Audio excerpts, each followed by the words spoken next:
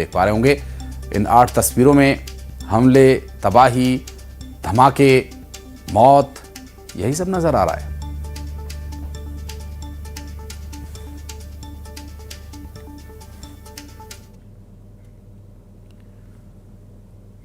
Iran के खिलाफ Europe के 3 देश फ्रांस, जर्मनी और ब्रिटेन की ईरान को चेतावनी।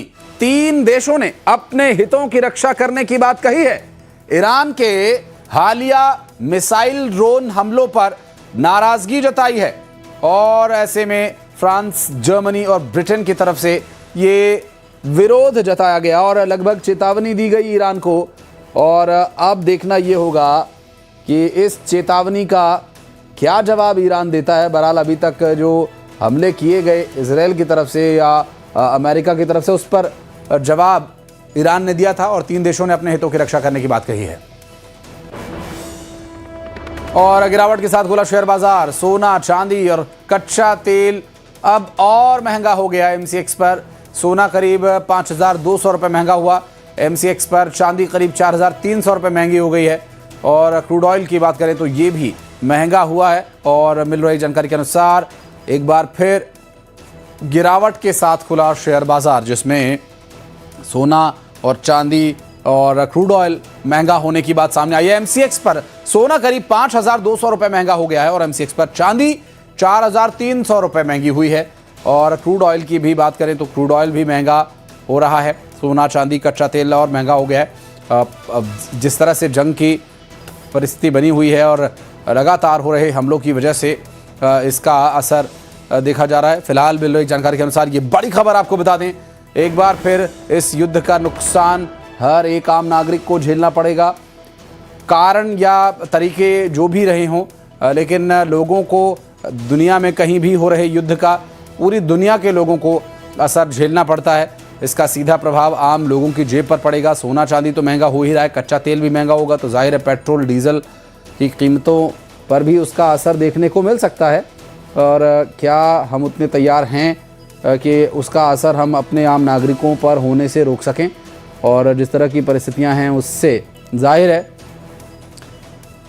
कि कुछ समय अभी और लगेगा।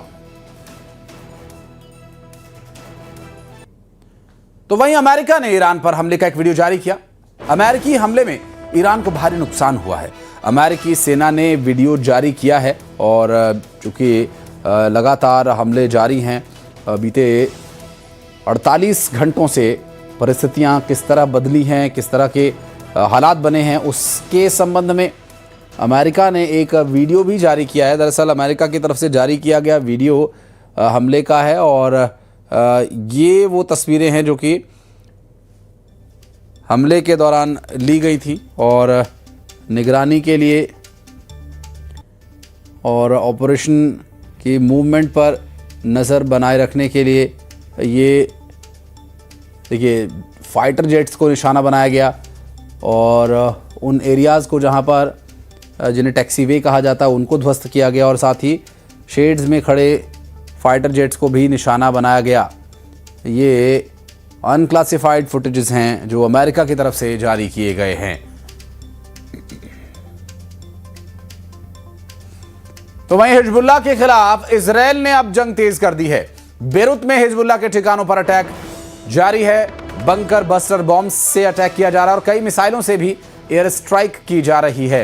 इजराइल लगातार हमले में बढ़कर चढ़कर हिस्सा ले रहा है और ऐसी परिस्थितियों में हिजबुल्लाह के खिलाफ इजराइल की जंग अब और तेज हो गई है। बेरूत में हिजबुल्लाह के कई ठिकानों पर बंकर बस्टर बॉम्ब्स फेंके गए हैं। हिजबुल्लाह की मिसाइली हमलों को इंटरसेप्ट किया इजराइल ने और उसके बाद जवाबी कार्रवाई।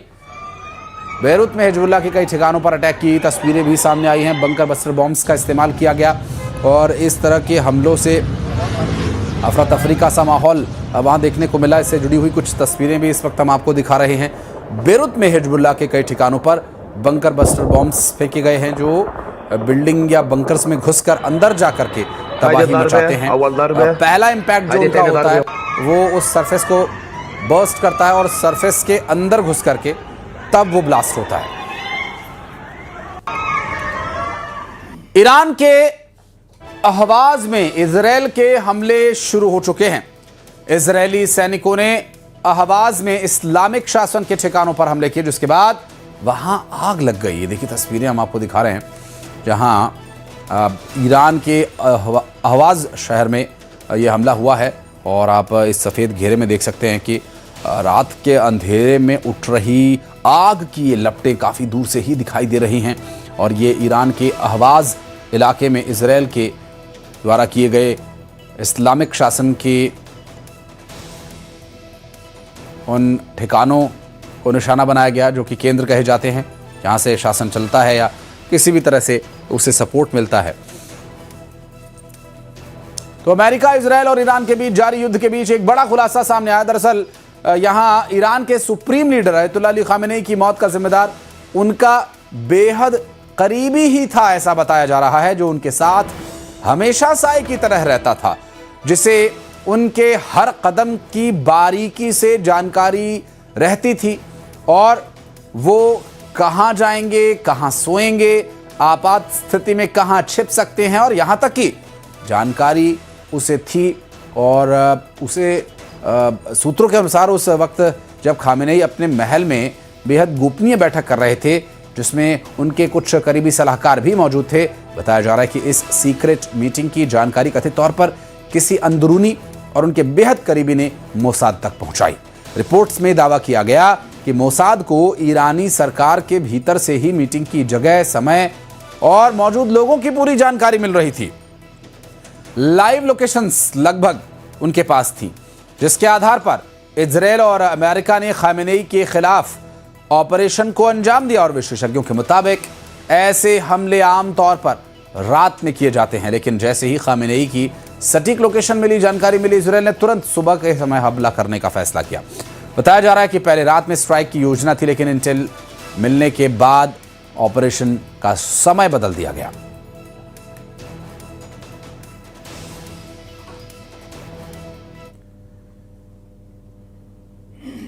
ईरानी रेवोल्यूशनरी गार्ड ने खाड़ी देशों में मौजूद 27 अमेरिकी सैन्य अड्डों को दहला दिया।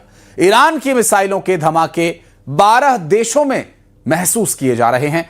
ईरान युद्ध को यूरोप महाद्वीप तक फैला चुका है और इधर अमेरिका, इजरायल संयुक्त हमला तेज कर चुके हैं, जिससे युद्ध में थर्मोन्यूक्लियर हथियारों के धमाकों का खतरा बहुत बढ़ गया है। क्या ये हाइड्रोजन या एच बॉम्ब है जिससे ट्रंप भी डरते हैं?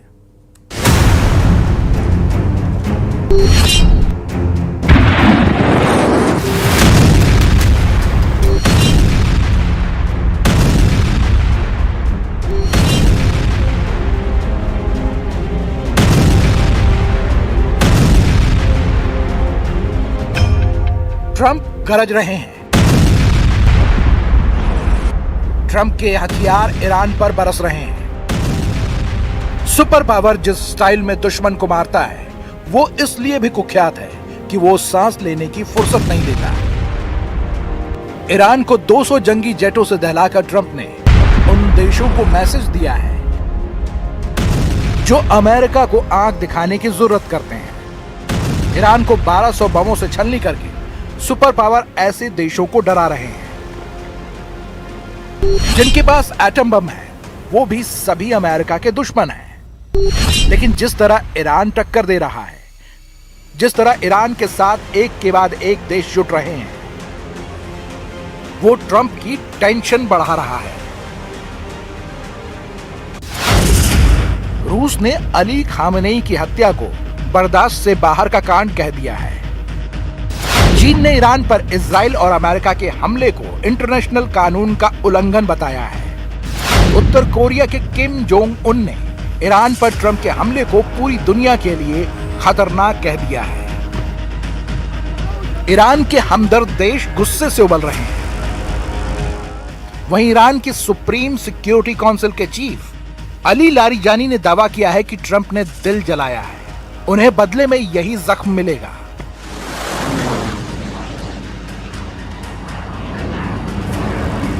این حادثه بسیار تلخی برای ما همه ملت ایران است.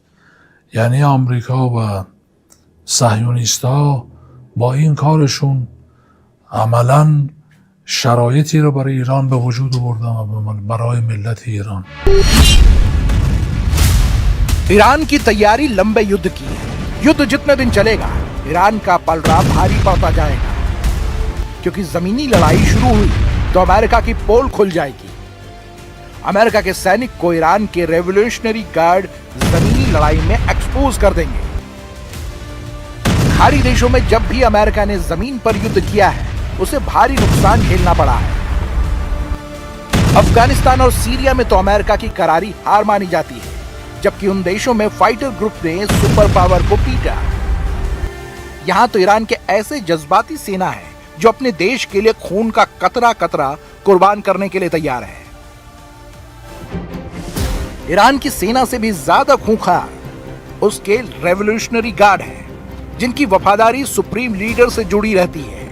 लेकिन पारंपरिक हथियारों और सैन्य बल की संख्या से इस युद्ध का रुख तय होता नहीं दिख रहा। तो क्या रूस, चीन, उत्तर कोरिया के न्यूक्लियर हथियारों से ईरान युद्ध को जीतेगा, या फिर ईरान के एटमी गोदाम में हाइड्रोजन बम बनाने की तैयारी है?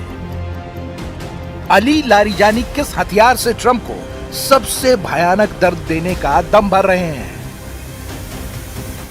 موشک‌های ایران به سمت اونا شلیک شد و دردآور بود. امروز دردآورتر به سراغشون میرن. آمریکایی‌ها باید بدونن به قلب ملت ایران خنجر زدن، لذا قلبشون خنجر خواهد خورد و استقلالشون رو بدزدن. दुनिया में गिने चुने देश के पास एटम बम है, उसमें भी कुछ के पास ही हाइड्रोजन बम है। लेकिन जिसके पास भी ये थर्मल न्यूक्लियर हथियार है वो अगर अमेरिका का दुश्मन है तो ट्रंप उससे अलर्ट है। अमेरिका के दुश्मन कहे जाने वाले जिन देशों के पास हाइड्रोजन बम है उनकी लिस्ट देख लीजिए। रूस के राष्ट्रपति पुतिन के पास सबसे ज्यादा हाइड्रोजन बम है। चीन के राष्ट्रपति शी जिनपिंग के पास थर्मो न्यूक्लियर का गोदाम है। इससे भी ज्यादा खतरनाक लीडर किम जोंग उन हैं, जिन्होंने 2017 में हाइड्रोजन बम का धमाका किया था। किम को ट्रंप बिल्कुल भी पसंद नहीं। किम अपनी मिसाइलों के धमाके से अमेरिका को वार्निंग देते रहते हैं। ऐसे में अगर किम ने ईरान की खातिर अपने हाइड्रोजन बम को फोड़ दिया तो ट्रंप की न्यूयॉर्क सिटी का क्या होगा वो भी जान लीजिए। न्यूयॉर्क शहर पर अगर 20 मेगाटन का हाइड्रोजन बम फटा तो 8 किलोमीटर के दायरे की सभी इमारतें ढह जाएंगी। हाइड्रोजन बम फटने से 20 किलोमीटर दूर तक घर की छतें उड़ जाएंगी। एच बम के एक धमाके से 35 किलोमीटर की सीमा में आने वाले सभी घरों के शीशे चकनाचूर हो जाएंगे। हाइड्रोजन बम का एक धमाका 30 लाख शीशे बिछाने के लिए काफी है। सबसे खौफनाक बात यह है कि अमेरिका हाइड्रोजन बम से हमले का जवाब हाइड्रोजन बम से लेगा, जिसके बाद कुछ मुल्क धरती से साफ हो सकते हैं।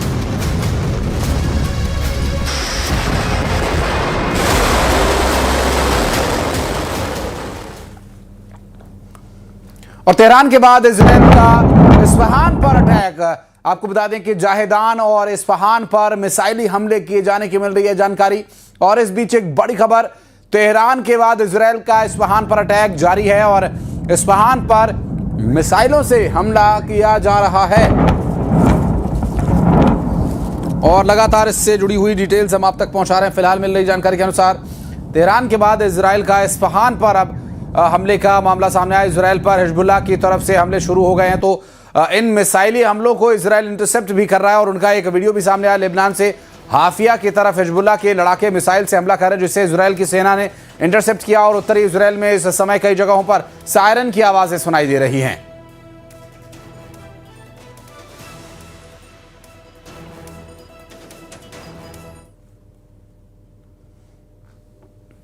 और इस महायुद्ध पर ट्रंप ने बड़ा बयान दिया। ट्रंप ने खामेनेई को मारने की वजह भी बताई। ट्रंप ने कहा कि खामेनेई हजारों लोगों की मौत का दोषी है।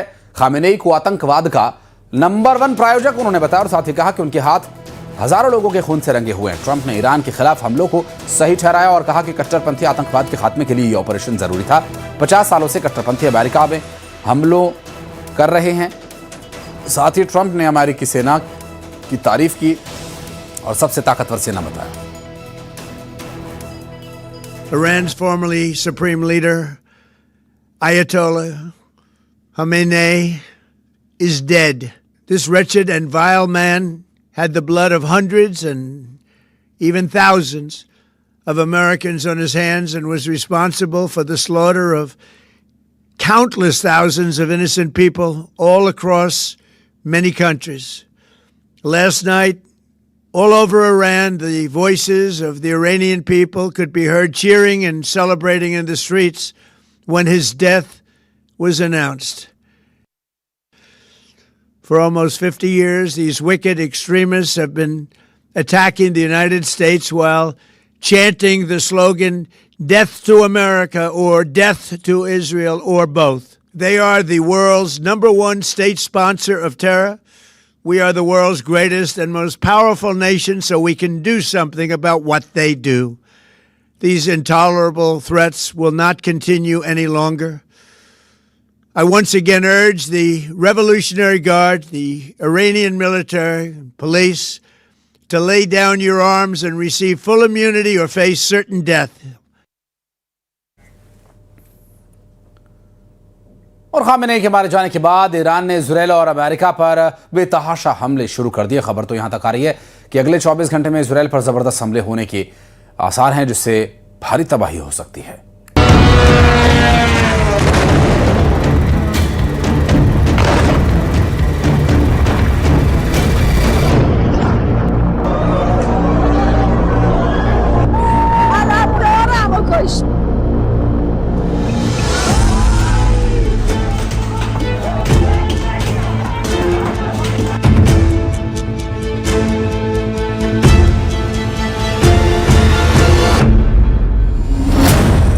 खलीफा का बदला शुरू, यूएस इजराइल पर तूफानी हमले।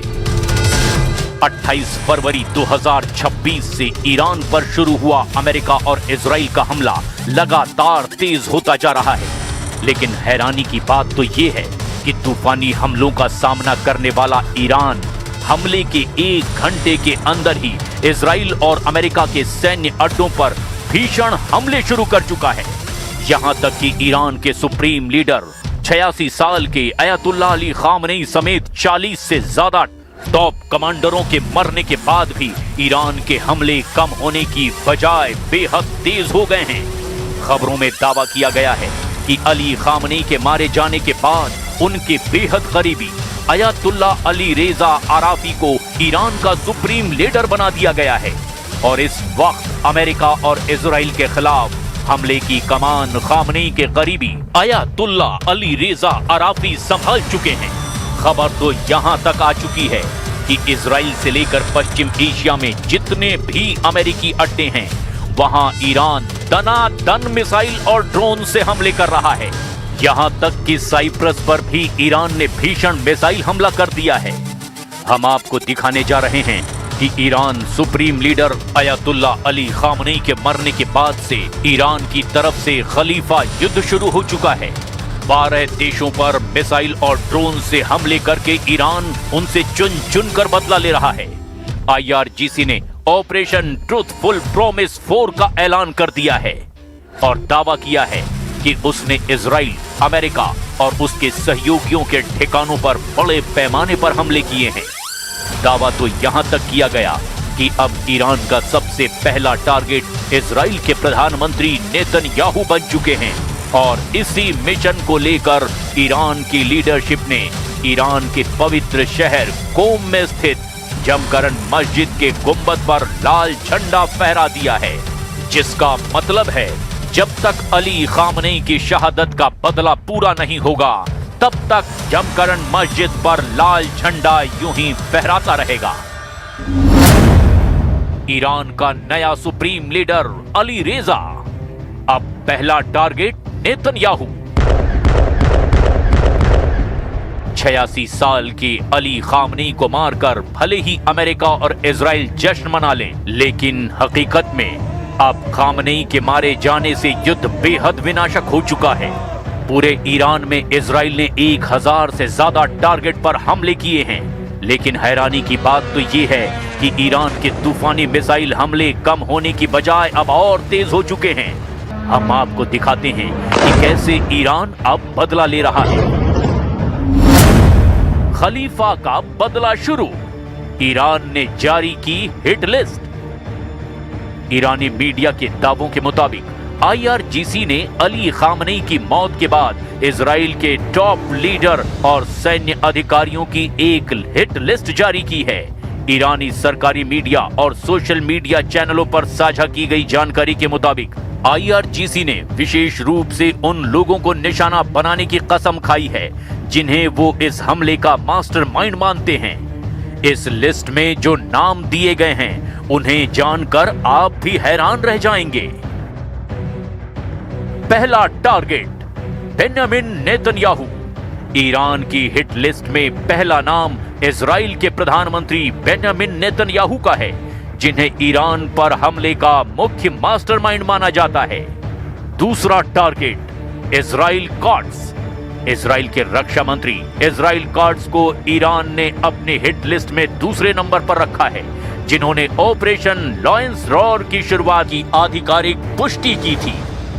तीसरा टारगेट इजराइल के सैन्य प्रमुख इयाल जमीर ईरान का तीसरा टारगेट बताए जा रहे हैं, जिन्हें मारने के लिए एड़ी चोटी का जोर लगाया जा रहा है। चौथा टारगेट ईरान का चौथा टारगेट है डेविड बार्निया, जो इजराइल की खुफिया एजेंसी मोसाद के चीफ हैं। ईरान का मानना है कि खामनेई की सटीक लोकेशन का पता लगाने में मोसाद की सबसे बड़ी भूमिका थी।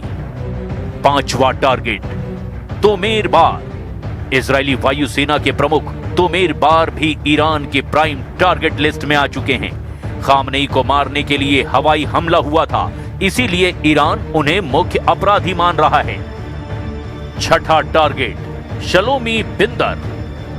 ईरान के सैन्य खुफिया निदेशालय के प्रमुख अब ईरान के टारगेट पर हैं। ईरान किसी भी कीमत पर शलोमी बिंदर को मारना चाहता है।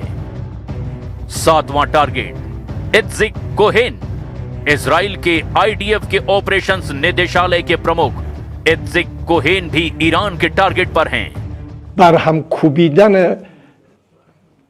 پایگاه‌های دشمنان در اقدامند و اقدام خواهند کرد و دشمنان رو مثل همیشه ناامید خواهند نمود و آمریکا و اسرائیل باید بدانند که جز سرفکندگی برای اینها 40 दिन तक लेंगे बदला ईरान का खामेनेई युद्ध। इजराइल ने इस धमकी के बाद अपने सभी मंत्रियों और सैन्य अधिकारियों की सुरक्षा को लेवल 5 कर दिया है। प्रधानमंत्री नेतन्याहू और दूसरे शीर्ष अधिकारियों को सुरक्षित बंकरों से काम करने की सलाह दी गई है। तेहरान के उत्तर में स्थित बेइते राहबरी परिसर में उस वक्त सर्वोच्च नेता अली खामनेई को मारा गया था, जब वो अपने टॉप कमांडरों के साथ मीटिंग कर रहे थे। खामनेई के घर और दफ्तर पर 30 से ज्यादा घातक मिसाइलें और बम से धमाके किए गए थे। रिपोर्ट के मुताबिक